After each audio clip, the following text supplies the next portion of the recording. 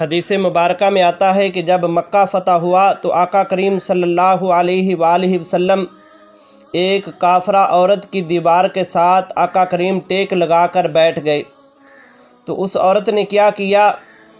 اس دیوار کے جو بھی سوراخ سے انہیں بند کرنا شروع کر دیا اور اپنے گھر کا دروازہ بھی بند کر دیا، کہیں آقا کریم صلی اللہ علیہ وآلہ وسلم کی آواز میرے کانوں میں نہ سنائی دے۔ تو آقا کریم صلی اللہ علیہ وآلہ وسلم دیوار کے ساتھ ٹیک لگا کر بیٹھے ہیں تو جبریل علیہ السلام آئے، آ کر کہتے ہیں یا رسول اللہ اس عورت کی دیوار کے ساتھ ٹیک نہ لگائیں، یہ آپ کے ساتھ دل میں بغض رکھتی ہے۔ تو اللہ تبارک و تعالیٰ نے اس کے اس ادا کو پسند کیا کہ اس نے آقا کریم جس دیوار کے ساتھ ٹیک لگا کر بیٹھے تھے اس میں جو سوراخ تھے اسے بند کر دیا۔ سوراخ بند کرنے کی وجہ سے آقا کریم صلی اللہ علیہ وآلہ وسلم کے جسم اطہر پر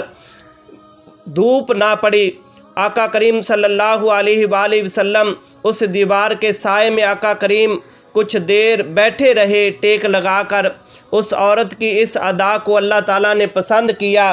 اور پھر جبریل علیہ السلام آئے، آ کر پیغام دیا کہ یا رسول اللہ اللہ تبارک و تعالیٰ نے اس عورت کی اس ادا کو پسند کیا ہے اور اللہ تعالیٰ نے اس کے دل کے دروازے بھی کھول دیے ہیں اور اللہ تبارک و تعالیٰ نے آسمان کے دروازے بھی کھول دیے ہیں۔ جب جبریل علیہ السلام آقا کریم کے سامنے یہ بیان کر رہے تھے تو اسی وقت اس عورت نے گھر کا دروازہ کھولا اور آقا کریم کے قدموں میں بیٹھ گئی اور کہنے لگی کہ یا رسول اللہ آپ اللہ کے رسول ہیں، میری دیوار کے ساتھ آپ ٹیک لگا کر بیٹھے ہیں، اس وجہ سے میرے دل میں تمہارے لیے محبت پیدا ہو گئی، یا رسول اللہ آپ مجھے کلمہ پڑھائیں اور مسلمان کر دیں۔ آقا کریم صلی اللہ علیہ وآلہ وسلم نے اس عورت کو کلمہ پڑھایا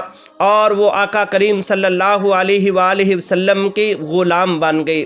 تو اس حدیث مبارکہ سے پتہ چلتا ہے کہ آقا کریم صلی اللہ علیہ وآلہ وسلم چند منٹ یا چند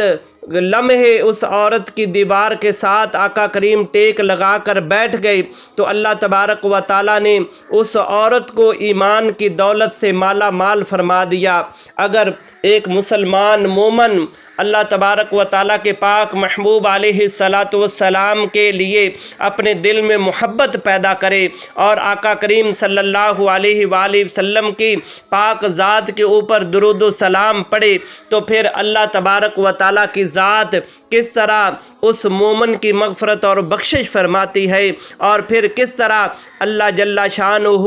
اس مومن بندے کو کس طرح اللہ تبارک و تعالیٰ جنت میں اعلیٰ عرفہ مقام عطا فرماتی ہے۔ تو اللہ کی بارگاہ میں دعا ہے کہ اللہ تبارک و تعالیٰ ہمیں بھی محبت رسول عطا فرمائے اور آقا کریم صلی اللہ علیہ وآلہ وسلم کی پاک ذات کے اوپر درود و سلام پڑھنے کی توفیق عطا فرمائے۔